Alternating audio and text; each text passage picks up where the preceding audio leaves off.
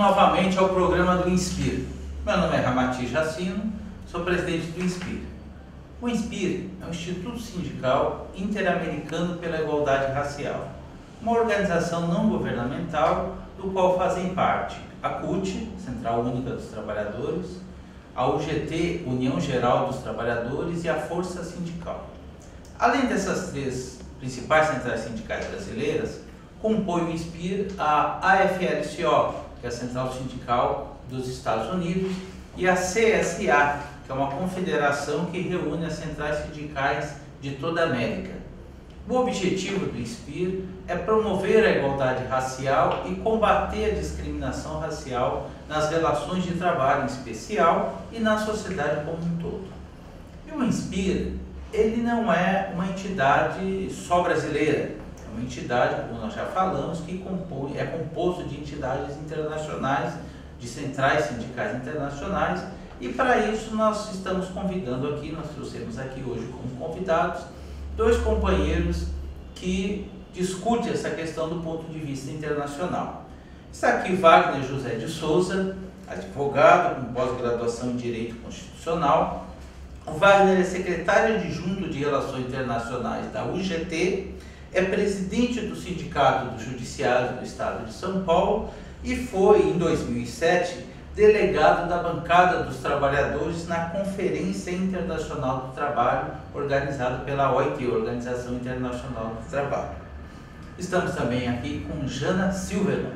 A Jana, ela é americana, diretora de programas da AFL-CIO, do Centro de Solidariedade que cuida aqui do Brasil e CONISUL, e ela é doutoranda em Economia Social pela Unicamp, Universidade de Campinas, e é mestre em Relações Internacionais pela Universidade da Colômbia. Obrigado a Jana, obrigado ao Wagner pela presença aqui em nosso programa. Como tem sido um panorama geral da luta contra a discriminação racial do ponto de vista internacional e a interferência ou a presença dos trabalhadores nas suas organizações dentro dessa luta contra a discriminação racial? Wagner, dá um pouco esse panorama, você que tem viajado muito como secretário adjunto de Relações Internacionais da UGT, dá um pouco esse panorama, como é que você tem visto esse debate da questão racial em nível internacional? Eu acredito que o problema racial é do mundo, e o Brasil ele está sofrendo isso já há muitos anos, e também a questão ela vem desde da África, na realidade. E estive na África agora em novembro do ano passado, em 2012, e lá eu pude presenciar, na realidade, a questão tribal. Houve o apartheid, existe ainda a questão do negro e do branco lá, e eu, nessa visão do mundo, eu vi o Brasil lá também, porque a Convenção 169, que cuida do indígena e também a questão tribal, nós temos que fazer com que haja a inserção do negro dentro da sociedade, e isso paulatinamente está acontecendo. Já vem acontecendo na própria África. Eu estive também em 2011 na Angola, através de um projeto que existe, Brasil e Estados Unidos, dentro da Angola, que é o Sur-Sur, e ali o Brasil, os Estados Unidos, juntamente com os países da língua portuguesa também, vem trabalhando isso, a questão do negro dentro da sociedade, e ele reconhecer, ter os direitos iguais. A questão foi dita aqui, da Convenção 100 e a 111, tem que ser empreendida, e lá está trabalhando muito a Convenção 111 e a 100 da OIT. Nós temos visto que o Brasil também, para que corra, para que ele não venha a dizer, olha, nós estamos trabalhando em outro país, mas ele também está correndo com isso. Já aqui no Brasil, recentemente, foi reconhecido o Conselho Nacional de Igualdade Racial, para a promoção da igualdade racial, da onde nos alegra muito. É muito importante isso. Isso faz parte do mundo. O mundo está trabalhando em cima disso. Mas temos, que nem disse a Jana, que tem uma experiência muito grande no mundo inteiro, temos muito para fazer. E eu vejo que as centrais sindicais brasileiras corre o mundo, não só para levar o que acontece aqui, mas trazer para cá aquilo que é bom, que é exatamente a igualdade racial. Nós, brasileiros, estamos tendo já cotas, onde em 1970 já houve nos Estados Unidos, nós já temos dentro do serviço público, está sendo discutido cotas para negros dentro do serviço público. Então isso é um avanço. As centrais sindicais têm trabalhado muito sobre isso. Eu falo central sindical porque fora do país não se fala em central sindical, mas fala a bancada brasileira. A bancada brasileira fora do país, na realidade, é 3 centrais sindicais, da onde forma também o INSPIR, que é a CUT, Força Sindical, e a UGT. E com todo o aparato de sustentação que a FL-CIOS nos dá, também fora do país. Então, há necessidade realmente de um reconhecimento de que o Brasil está trabalhando e está sendo exemplo lá fora. Agora, muita coisa que acontece fora, nós também temos que usar aqui no Brasil. Questão das tribos. Aqui no Brasil nunca se falou em tribo e nem também indígenas. Há necessidade de se implementar as coisas aqui no Brasil. A 169 tem que ser vista aqui no Brasil com os olhos bem grandes mesmo. Mas eu digo que o Brasil em si está trabalhando bastante e tem muita coisa para fazer. Até para esclarecer o telespectador, o Wagner e a Jana citaram aqui as convenções da OIT. A OIT é a Organização Internacional do Trabalho, que é um órgão ligado à ONU e do qual fazem parte trabalhadores, governos e patrões. A OIT, regularmente, ela lança um documento que é condições mínimas relativas a um determinado aspecto do mundo do trabalho. Então, essas convenções 100, 111, que o Wagner e a Jana citaram, são convenções, são acordos internacionais do qual o Brasil é signatário, o Brasil concorda com esses acordos, tem que aplicar esses acordos internacionais aqui e às vezes não aplica. Então, são muito importantes essas convenções. Eu queria voltar novamente à Jana, porque nós aqui no Brasil, nós temos às vezes trazido pela mídia uma visão que os Estados Unidos é um paraíso. Nos Estados Unidos todo mundo é rico, todo mundo tem carrão, todo mundo tem casa bonita, e nós sabemos que a realidade não é assim, em especial para os afro-americanos. Nós sabemos que em alguns lugares, a Jana já até começou a citar isso no que diz respeito aos direitos políticos, em alguns lugares os trabalhadores têm dificuldade para se sindicalizar, tem dificuldade no trabalho, tem a questão do trabalho indecente, todas essas questões. Eu gostaria que a Jana colocasse um pouco aqui para os nossos telespectadores esse outro lado dos Estados Unidos, que por ser um país capitalista, tanto quanto o Brasil, a exploração dos trabalhadores existe, em especial dos trabalhadores negros. Colocar um pouco esse outro lado dos Estados Unidos aí no que diz respeito ao mundo do trabalho. Bom, em termos de mundo do trabalho, claro que o país, um dos países mais ricos do mundo, tem uma renda per capita muito mais alta do que aqui no Brasil ou em qualquer outro país da América Latina. Mas temos um problema muito grande, igual que o Brasil, que é a desigualdade. Que somos o país rico mais desigual do mundo. E claro que os que os que ficam no lado dos pobres tendem a ser afro-americanos e também imigrantes latinos, incluindo muitos brasileiros que moram agora, que emigraram para os Estados Unidos em procura de trabalho, sobretudo nos anos 90. Hoje em dia, a situação do trabalho é bastante complicada. Temos um desemprego mais alto lá nos Estados Unidos do que aqui mesmo no Brasil. Temos uma ameaça de cortar muitos programas sociais por parte dos republicanos que estão controlando a Câmara Baixa do Congresso, incluindo nossos programas de previdência social, nossos programas de seguro-desemprego. Tudo isso está baixo ataque. Outro alvo do ataque dos republicanos conservadores são os direitos de negociação coletiva, particularmente pelos trabalhadores do serviço público, do setor público.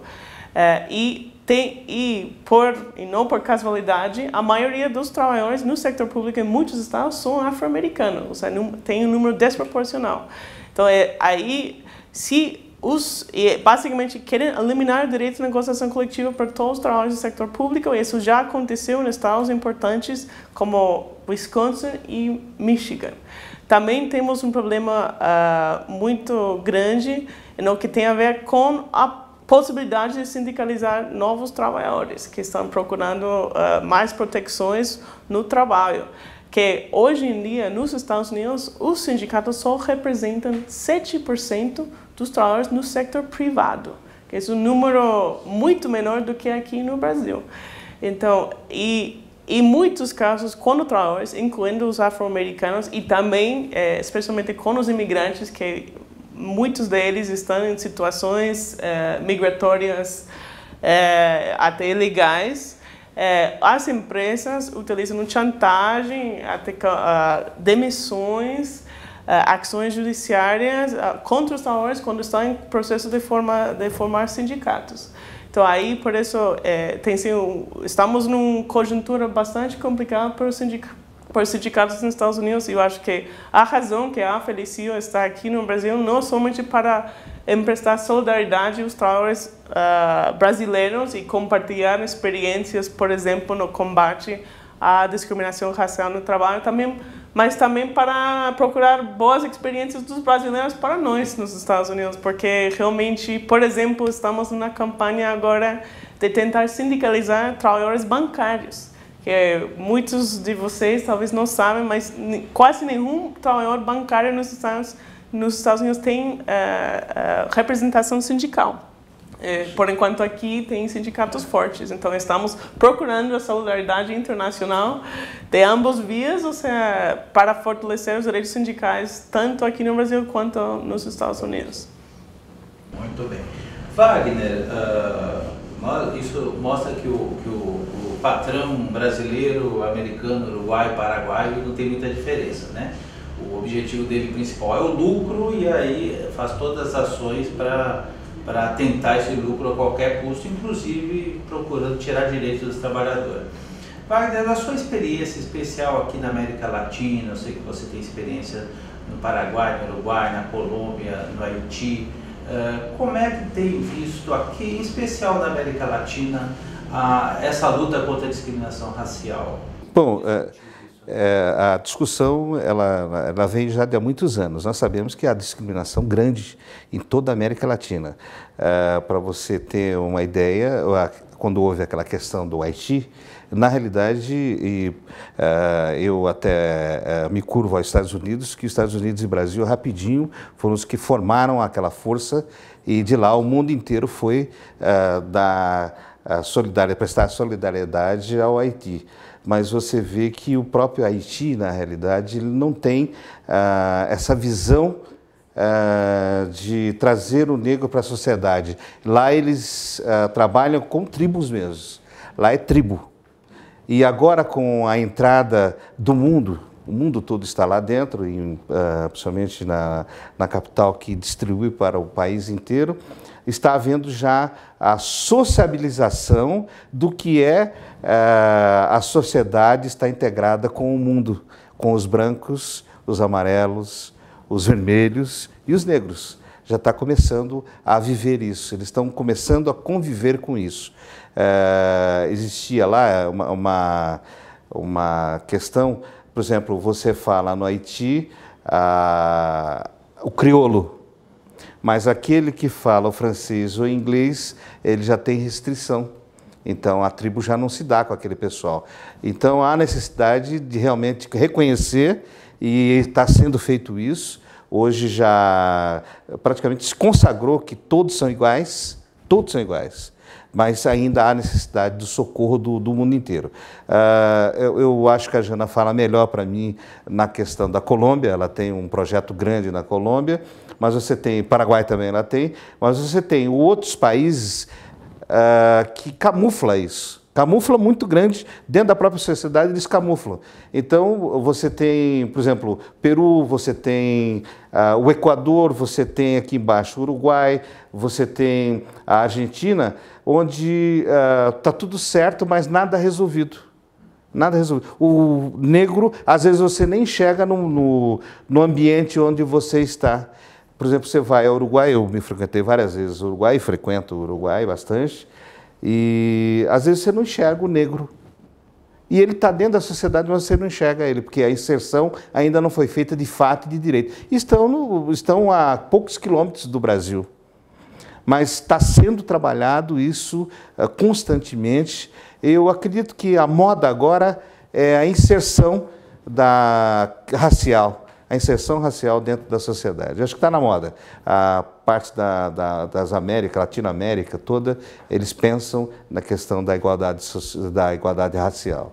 E eu louvo ao Senhor porque nós conseguimos reconhecer que o negro, ele também é gente. E por isso ele tem que ser reconhecido. Muito bem. Para encerrar, nosso tempo está acabando. Nós temos aqui na América em especial, né, na América toda, uma série de organismos que lutam contra a discriminação racial. Nós temos aqui o próprio INSPIR, se propõe a isso, que seja uma entidade que não é tão grande assim, né, tem um outro papel, mas que luta contra a discriminação racial.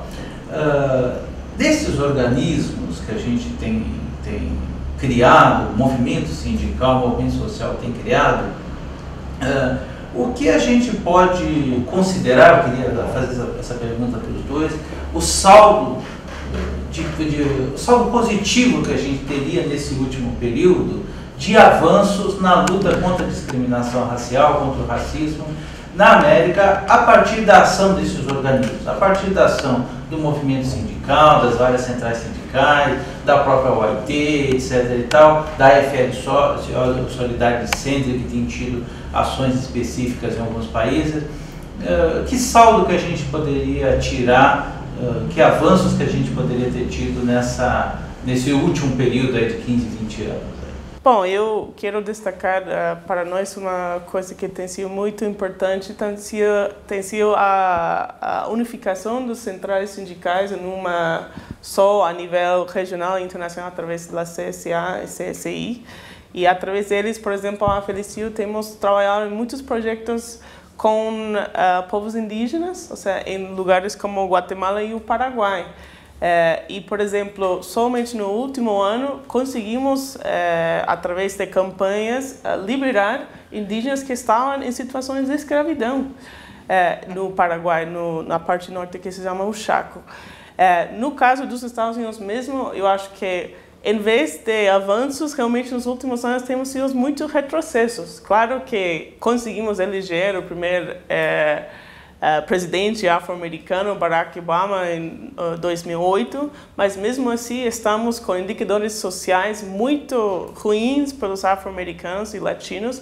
Também não conseguimos fazer ainda uma reforma do nosso sistema migratório que atinge principalmente os latinos. E só para fazer isso, estamos com um direita absolutamente conservador que está em contra de tudo isso. Então, por isso, eu acho que o único jeito que vamos conseguir avançar mais ainda vai ser através de unificar a luta em contra da discriminação racial, não somente com os afro-americanos, sino também com os latinos e os próprios brancos, porque a discriminação racial nos afeta negativamente a todos. Wagner, que nos poucos segundos que nos restam... É só dizer que, com toda a humildade, eu posso dizer que a Jana tem um programa dentro da Colômbia que criou a Comissão Nacional, né, de Afrodescendentes. Isso é importantíssimo para a América Latina, muito importante para a América Latina, tanto quanto o Brasil agora. Então, isso serve de modelo, na realidade, para toda a América Latina e serve de modelo para o mundo. Porque quanto mais se vai fazendo, mais se vai se destacando. E no destaque, cada um vai tirando aquilo que lhe cabe. Para mim é muito importante isso dentro da América Latina e o mundo também. E obrigado pela FL-CIOLS também. Muito bem. Agradecemos aqui a presença dos dois companheiros, companheira Jana Silva, companheiro Wagner. A ideia do INSPIR é isso mesmo, é promover esse debate. O nosso debate não se limita ao Brasil, é mais amplo. E a discriminação racial, como muito bem falou a Jana, não é um problema só de negros. A discriminação racial é um problema da humanidade, um problema de todos. Da mesma forma que lutarmos contra o machismo não é um problema só das mulheres, é um problema dos homens também. Então a discriminação racial é algo que nos une.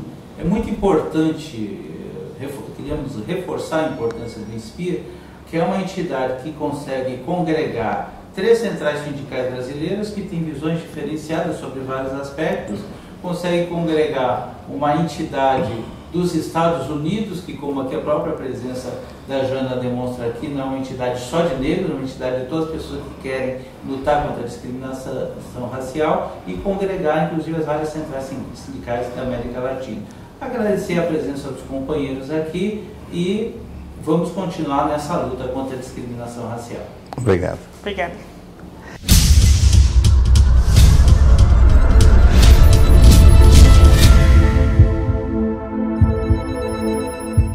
A revolta da Chibata foi uma revolta dos marinheiros, né, na cidade do Rio de Janeiro, que se revoltaram contra um código de conduta que ainda existia na Marinha brasileira de punir, castigar, né, os marujos com chibatadas.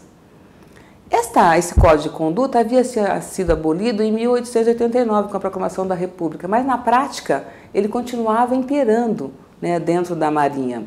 Então, no momento em que um marujo foi condenado a 250 açoites, né, houve uma revolta dessa frota mercante brasileira, né, sob a liderança de um marinheiro negro chamado João Cândido Felisberto. João Cândido liderou, né, essa resistência dos marujos brasileiros contra a revolta da Chibata. Exigiam melhor alimentação dos navios, exigia melhores salários, ou seja, uma reivindicação, né, quase numa linha sindical, trabalhista, e pela dignidade e cidadania dos trabalhadores, né, da Marinha Mercante. Eles tomaram o controle, né, dos navios e apontaram, né, para a sede do Brasil na época. Rio de Janeiro era a capital da República Brasileira, dizendo que, pedindo o cumprimento das suas reivindicações, senão eles iam bombardear a cidade do Rio de Janeiro. Enfim, temendo, né, essa realização, né, esse bombardeio da cidade do Rio de Janeiro, né, o Congresso, na época, acatou a reivindicação, né, e propôs uma anistia a todos os insurreitos. No momento em que foi feito, né, a paz, né, essas reivindicações não foram atendidas. Enfim, João Cândido foi julgado pela Marinha, foi condenado, ele e os seus mais de 70 líderes, né, da revolta da Chibata, ficou preso por um bom período na chamada Ilha das Cobras, né, e depois foi banido da Marinha. Olha para você ver uma história, né, uma história inacabada, como a revolta das Chibatas, né? João Cândido faleceu em 1969, pobre na miséria, e depois de banido da Marinha, ele viveu ali na Praça 15, né, vendendo peixe. A comunidade ali conhecia João Cândido vendendo peixe ali na Praça 15. Isso em 69, quando ele veio a falecer.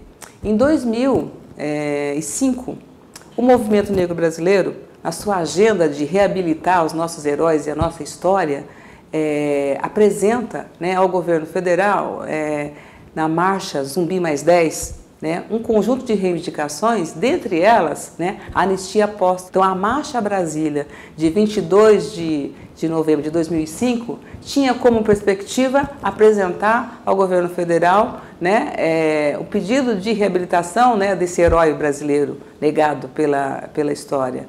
Isso aconteceu em 2008, com um projeto de lei, onde João Cândido e todos os marinheiros que haviam sido banidos da Marinha foram reabilitados, né, e conseguiram, inclusive João Cândido conseguiu uma estátua no Rio de Janeiro, na Praça 15, e hoje está no Panteão dos Heróis Nacionais, né, como uma pessoa que lutou pela garantia dos direitos, né, da sua população, né, fazendo com que a República reconhecesse, né, a sua saga, a sua participação política, né, e o seu valor histórico. Então, isso é uma história inacabada que foi resgatada pela ação do movimento negro quase 100 anos depois.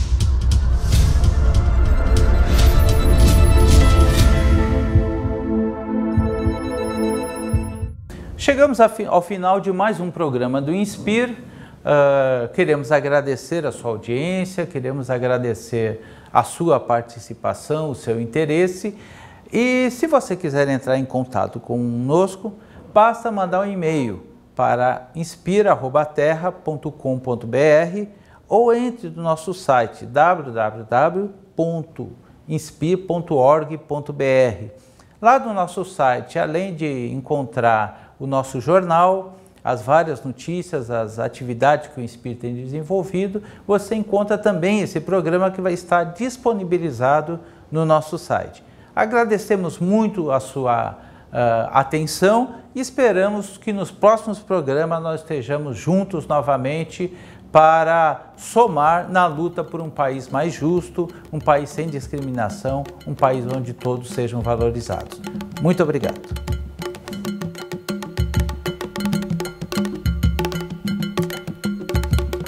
Jambacacumbi querema, Turiauê.